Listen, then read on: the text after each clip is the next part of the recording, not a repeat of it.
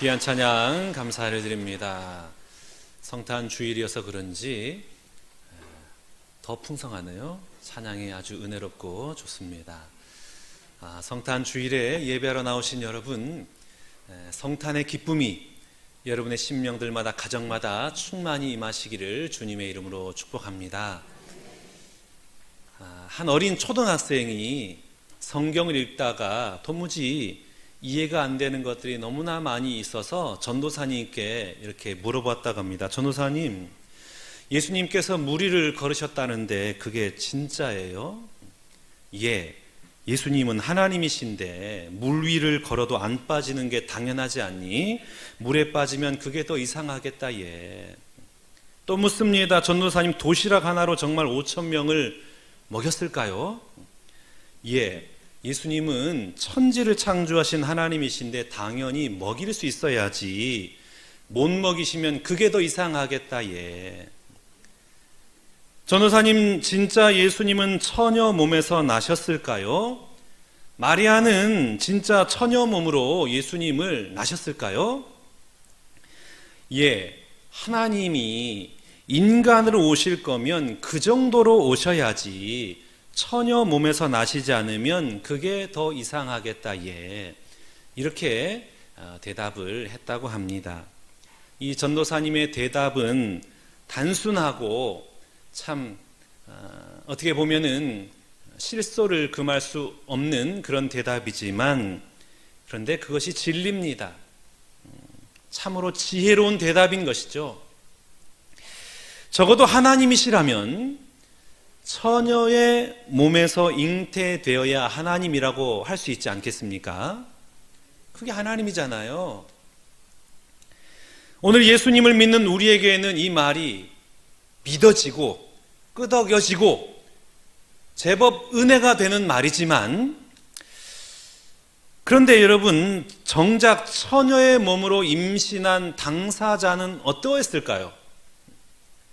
그리고 처녀의 몸임에도 불구하고 잉태되었다라는 그러한 약혼녀를 둔 배우자의 마음은 또 어땠을까요? 왜 하나님은 처녀의 몸에서 예수님을 태어나게 하셨을까? 오늘 우리에게 들려주시고자 하는 그 성탄절의 의미가 무엇인지를 우리가 한번 되새겨 보기를 원합니다. 성탄절의 의미는 첫 번째, 순종을 통해 구원의 역사가 일어남을 보여주는 사건입니다. 18절 말씀 봐볼까요? 예수 그리스도의 나심은 이러하니라. 그의 어머니 마리아가 요셉과 약혼하고 동거하기 전에 성령으로 잉태된 것이 나타났더라. 성령으로 잉태가 된 것입니다. 우리에게는 너무나 은혜로운 사건이고 놀라운 사건이고 이 신적인 사건이지만, 그런데 마리아 입장에서는 얼마나 당황스러웠겠어요. 자기는 처녀인데 잉태가 된 거예요. 임신이 돼버렸어요. 그러니 얼마나 당황스럽고 무서웠겠습니까? 성령으로 잉태되었다라는 것은 아주 무서운 사건이에요. 이런 무서운 사건임에도 마리아는 믿음으로 자신에게 적용을 합니다. 처녀의 몸으로 잉태를 했지만 하나님의 인도하심을 바라고 적어도 자신의 목숨을 걸고 하나님의 말씀에 순종을 한 것입니다. 그러면 요셉은 어떻게 반응했을까요? 요셉의 반응을 한번 보겠습니다. 19절 말씀입니다. 그의 남편 요셉은 의로운 사람이라 그를 드러내지 아니하고 가만히 끊고자 했더라. 요셉은 의로운 사람이었대요. 아주 의로운 사람이어서 조용히 끊으려고 한 것입니다. 여기서 끊다라는 단어의 의미는 결혼을 파기하는 것, 그러니까 이혼하는 것을 뜻합니다. 이제 요셉이 이 신명기 말씀에 의해서 하나님의 계명과 규례에 따라 두 가지 방법 가운데 하나를 택하여서 마리아를 끊을 수 있었습니다. 첫 번째, 드러내놓고 끊는 경우예요. 그랬을 때에는 마리아가 사람들로 하여금 돌에 맞아 죽어야 됩니다.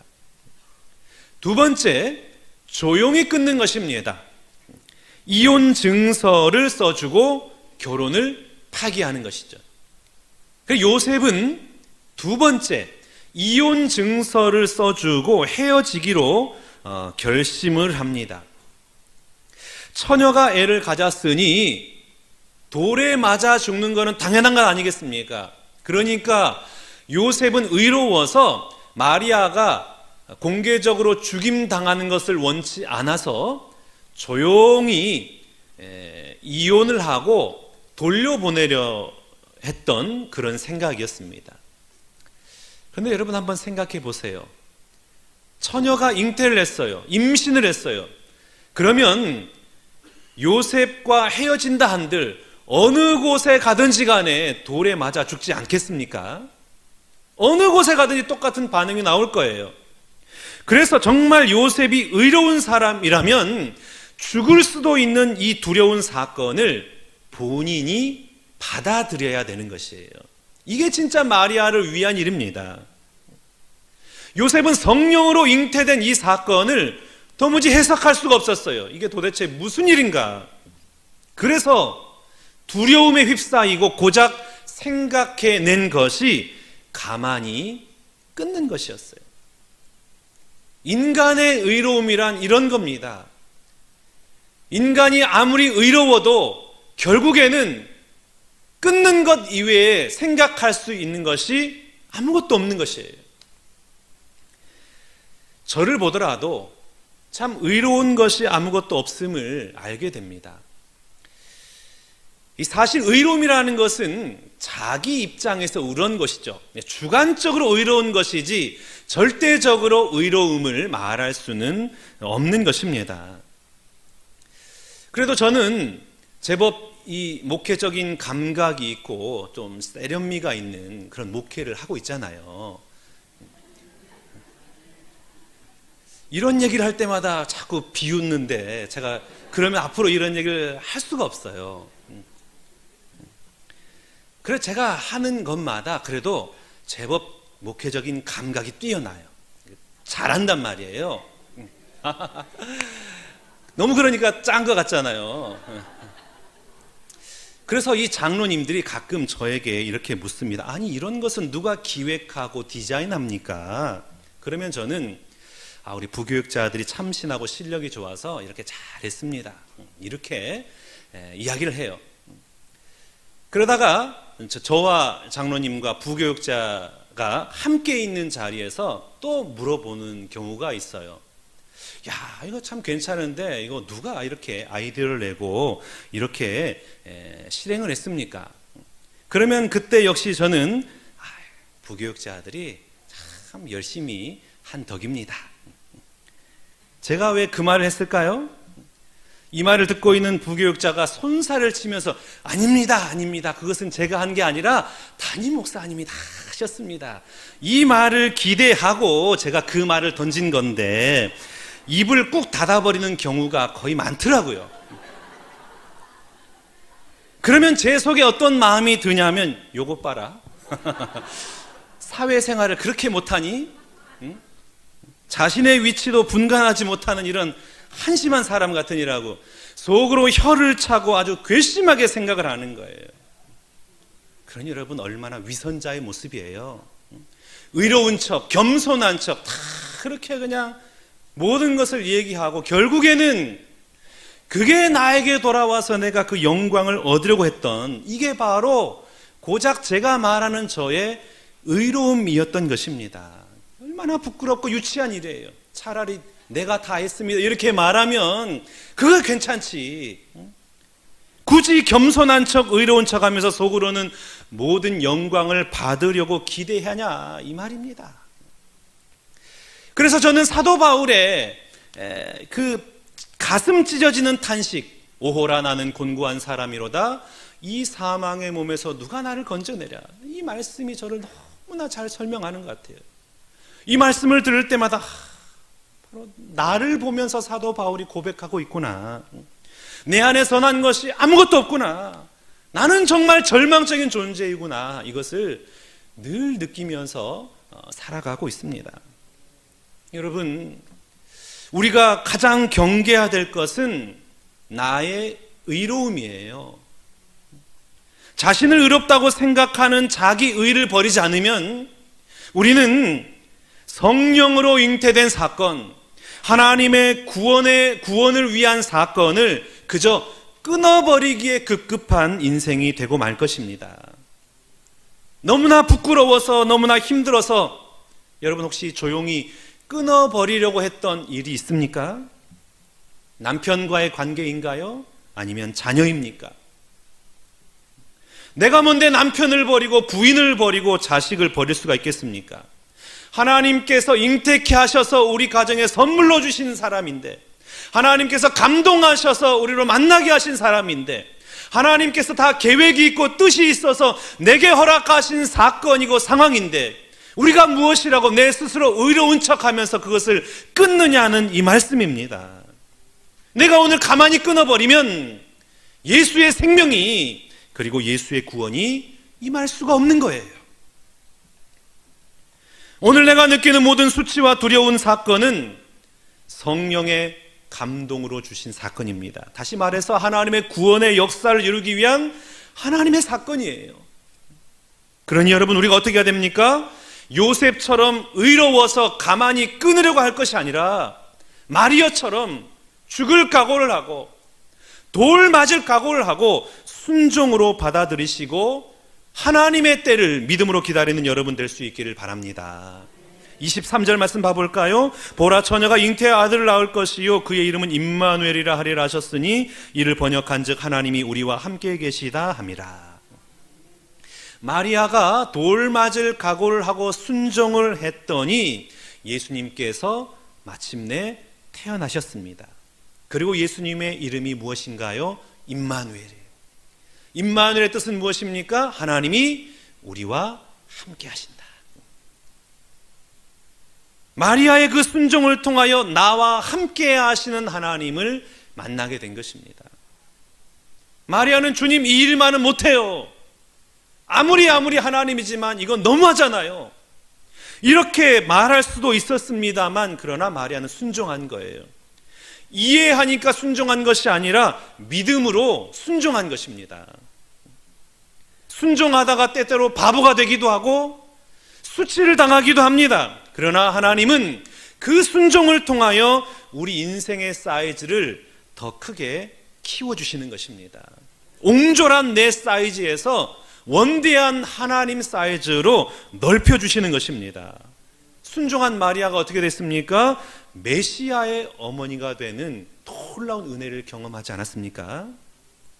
오늘 내가 순종하면 내 생에 엄청난 위기와 고난이 닥칠지 모르지만 그러나 하나님께서 반드시 지켜주시는 은혜를 허락해 주실 줄로 믿습니다. 그러니 여러분, 어려운 일을 당했다고 해서 낙심하거나 절망하지 마시고요, 조용히 끊어버리려고 하지 마시고 포기하지 마시고 그냥 돌려보내려 하지 마시고 주님께서 임하실 때까지 믿음으로 순종하며 묵묵히 기다리는 여러분 될 수 있길 바랍니다. 그리하면 임마누엘 되신 하나님, 나와 함께 하시는 하나님께서 반드시 그 모든 수치와 두려움과 고난의 현장에 오셔서 구원의 은혜를 베풀어 주실 줄로 믿습니다. 둘째, 성탄절은 우리를 죄에서 구원하기 위한 사건입니다. 오늘 본문 21절 말씀 봐볼까요? 아들을 낳으리니 이름을 예수라 하라. 이는 그가 자기 백성을 그들의 죄에서 구원할 자이심이라 하시니라. 아멘. 성탄절이 왜 기쁨의 날인가요? 성탄절이 우리 가운데 큰 기쁨이 되는 이유는 우리를 죄에서 구원하시기 위한 은혜의 사건이기 때문입니다. 하나님이 그의 아들을 이 세상에 보내신 것은 우리를 우리의 죄에서 구원하기 위함입니다. 창세기 3장 말씀을 보면 아담과 하와가 죄를 지은 뒤에 그들에게 나타난 가장 뚜렷한 현상이 있습니다. 그 현상이 무엇일까요? 하나님을 무서워해서 숨어버렸잖아요. 죄를 지으니까 하나님을 피해서 숨어버립니다. 죄 때문에 하나님과의 관계가 깨어져 버리고 죄 때문에 하나님으로부터 단절이 된 거예요. 하나님으로부터 단절이 되니까 어떤 현상이 나타납니까? 죽음이 찾아오는 거예요. 살인이 찾아오는 거예요. 다툼이 찾아오는 거예요. 분열과 미움과 증오가 나를 지배하기 시작한 것입니다. 그러니 여러분, 우리 삶을 되돌아보면 돈과 학벌의 문제, 가정과 직장에서의 불화, 이웃과의 분쟁, 그 모든 불화는 어디에서부터 시작된 것입니까? 내 죄로부터 시작한 거예요. 모든 불화의 근원은 죄에 있습니다. 그러니까 이 죄의 문제를 해결하지 않고서는 어떤 문제도 해결될 수가 없는 거예요. 가난에서 구원할 자 예수, 질병에서 구원할 자 예수가 아니잖아요. 죄에서 구원할 자 예수입니다. 그러니 예수님은 어떤 빈민운동가도 아니고 혁명가도 아니에요. 오직 우리를 죄에서 구원하시기 위해서 이 땅에 오신 것입니다. 하나님과 나 사이를 가로막고 있는 그 죄의 장벽, 이것 제거하기 위해서 예수님이 처녀의 뱃속에 돌 맞을 그 상황에, 그 자리에 나오시는, 임하신 그런 사건이 바로 성탄절인 것입니다. 오늘 우리가 예수 믿는다는 것은 어떤 의미냐면, 오늘 내가 죄에서 구원받는다는 것을 의미합니다. 그런데 자기 죄에서 구원받는다는 그 전제 조건은 무엇이냐면 회개가 없이는 불가능한 거예요. 자기 죄를 보지 못하고 자기 죄를 깨닫지 못한 사람은 예수님을 믿는 사람이라고 말할 수가 없는 거예요. 그러면 여러분, 우리는 모든 사람과 모든 사건을 통해서 내 안에 있는 죄를 발견해야 되는 겁니다. 남의 죄를 보는 게 아니에요. 남의 허물을 보는 게 아니에요. 남들의 그 잘못되고 문제점을 들춰내는 것이 아니에요. 그 모든 사건과 사고를 통한 내 안에 있는 죄를 발견하고, 내 안에 있는 부패한 본성을 발견하고, 내 안에 있는 악한 죄를 보고 탄식하는 거예요. 절망하는 거예요. 여러분, 예수님을 믿으면서 어떤 것에서 구원받기를 원하십니까? 내가 죄인임을 심각하게 깨닫지 못한 채 단지 질병에서 구원받기 원하십니까? 가난에게서 구원받기 원하십니까? 죄의 문제가 해결되는 것이 모든 환경의 해결책임을 여러분이 믿고 있습니까? 사랑하는 신관계 성도 여러분, 예수님이 우리 인생에 오지 않으면 우리 인생의 어떤 문제도 해결되지 않는 거예요. 오늘 예배하는 저와 여러분의 심령 가운데 예수님의 그 십자가의 보혈의 은혜가 뿌려지시기를 축복합니다. 그러므로 말미암아 죄로 구원받고 그 은혜 안에 머무는 저와 여러분 모두가 다 되시기를 주님의 이름으로 축복합니다. 셋째, 성탄절은 낮아짐의 사건이에요. 오늘 본문 23절 말씀을 다시 한번 봐볼까요? 보라, 처녀가 잉태하여 아들을 낳을 것이요 그의 이름은 임마누엘이라 하리라 하셨으니 이를 번역한즉 하나님이 우리와 함께 계시다 함이라. 왜 예수님께서 사람의 몸을 입고 이 땅에 오셨을까요? 하나님께서 우리와 함께 하시기 위한 방법으로 사람의 몸을 입고 이 땅에 오신 것입니다. 우리는 이 사건을 성육신이다 라고 말을 해요.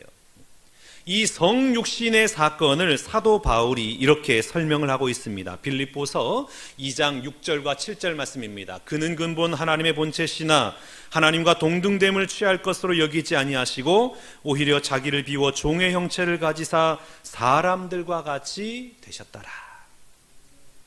성육신, 성탄절의 의미는 뭐냐? 창조주이신 하나님이 피조물이 되신 사건입니다.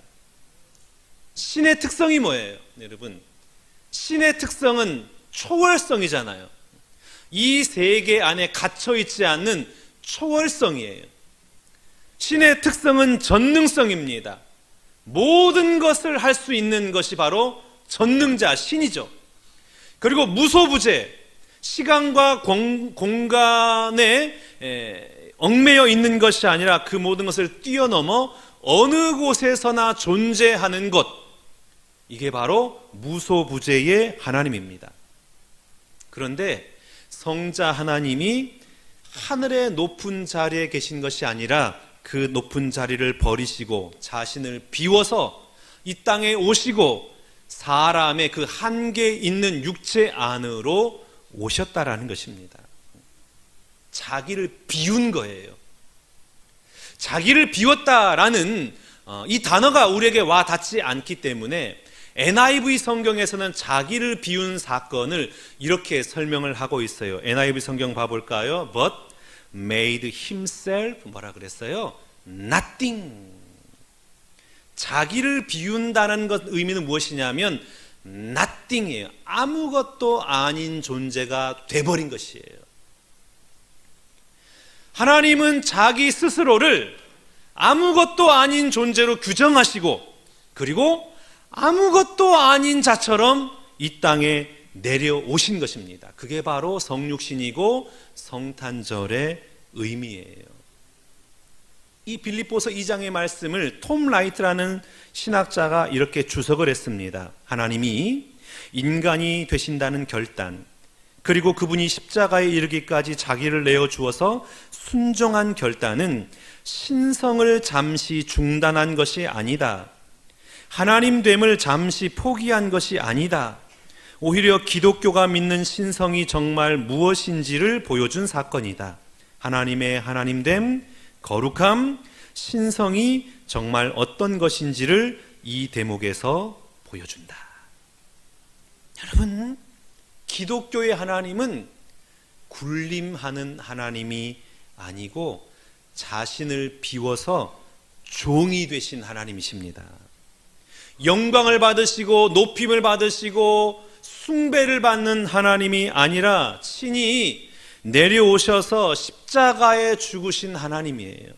이게 바로 우리가 믿는 기독교의 하나님입니다. 창조주가 자기 스스로를 아무것도 아닌 존재로 여겨서 이 땅에 오신 것이에요. 그것도 힘 있는 나라 로마의 땅에 오신 것이 아니라 피지배국의 나라, 아무 힘도 없는 그 나라 중에 가장 작은 베들레헴의 말구유에서 나신 것입니다.